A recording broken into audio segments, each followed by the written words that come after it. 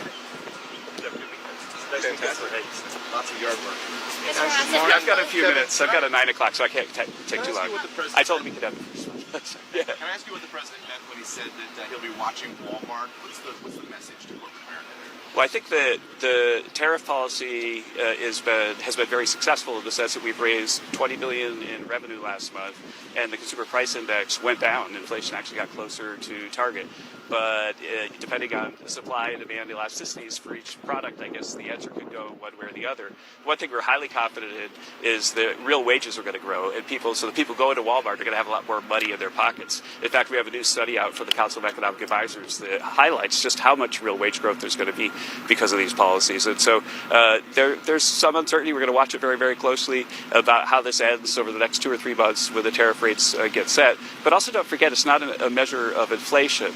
That to the extent there was a price change, that it's just a one-time level adjust based on whatever the incidence of the tariff is. What's the outlook of the economy right now in the U.S.? I'm sorry, you were the next. Just how closely is the White House watching the bond market this morning when we saw the 30-year? Well, yeah, I think that American bonds are the best buy in the world, and they're going to be even better buy once all of our policies are in place. And this downgrade is something that happened because of the runaway spending of the previous administration. They were the last agency to move, and I don't think it should be a surprise to markets. And very quickly on reconciliation, would the White House support moving up the work requirements when it comes to Medicaid? That we support what it takes to get the bill through. I'll let you go. I'll try to get to everybody.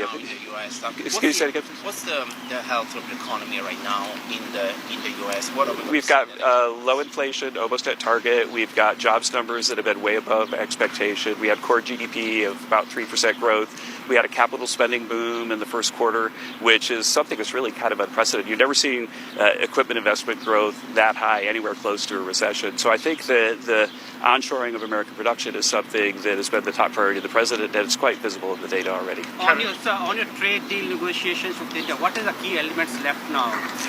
I have to leave that to the negotiators, sir. I'm not negotiating with India. The president was going to announce trade deals when he returned from this trip. Can you offer a preview of what countries are close to getting? I'm sure the president has lots of stuff on his desk, and he's going to decide what's good enough and what's not. We'll find out this week which deals he wants to announce. You told us even before Liberation Day that you had 15 countries that were on the brink of making a deal. Yeah. It's been nearly 2 months, and you've had one deal.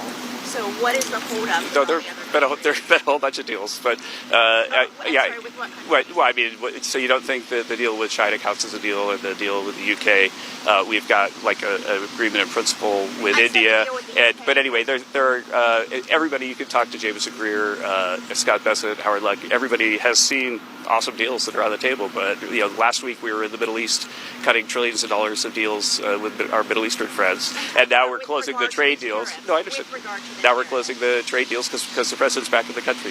So I have time for one more question. Tom Dempsey with News Nation. How important is it for the One Big Beautiful Bill to get over the finish line for the economy? And what do you say to some of the concerns that some Republicans are raising with it? Oh, I think everybody should just go read the Council of Economic Advisors report about the growth effects. It's based on the same kind of models that we used in 2017, and we pretty much nailed those growth effects, got everything right within a tenth or two. And so I think there's a lot of academic, scientific credibility to the work that they're doing that says that we're going to have really high GDP growth, really high wage growth, low inflation from the supply side effects of the policies. So thanks, everybody. I got to run to at 9 o'clock. What's your message to Republicans who oppose